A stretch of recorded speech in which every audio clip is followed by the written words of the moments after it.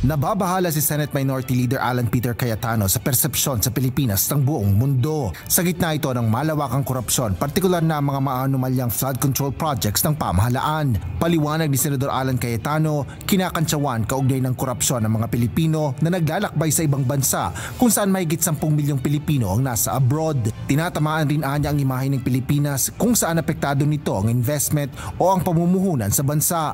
Hindi sustainable yung paraan kung paano natin ina-address ang corruption, ang massive corruption. We have to address it.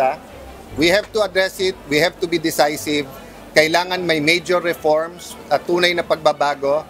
Kailangan may makulong. Pero the way we're doing it, na parang circus araw-araw, lubusan na apektuhan ang image ng ating bansa. Naniniwala rin ang mambabatas na may ilang tao na laban kay Senador Joel Villanueva at sa Senate Minority Bloc.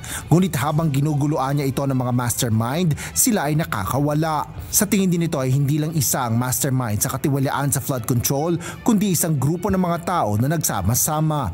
Binigyan din ni Cayetano ang kahalagahan ng investigasyon sa krimen, kung ano ang kwento at ang working theory kung saan makikita ang motibo. Bagaman may mga tao anyang nasa isip ng mga tao, ngunit mas nararapat anyang mga ebidensya ang magsalita sa sarili nito.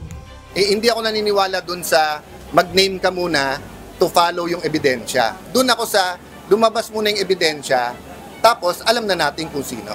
Hiling ni Senador Alan, tayuan ng buong Senado ang mga mali na nakikita ng lahat ngayon. Asher Cadapan Jr., UNTV News and Rescue. Diyos ang aming sandigan, serbisyo publiko ang aming pinahahalagahan.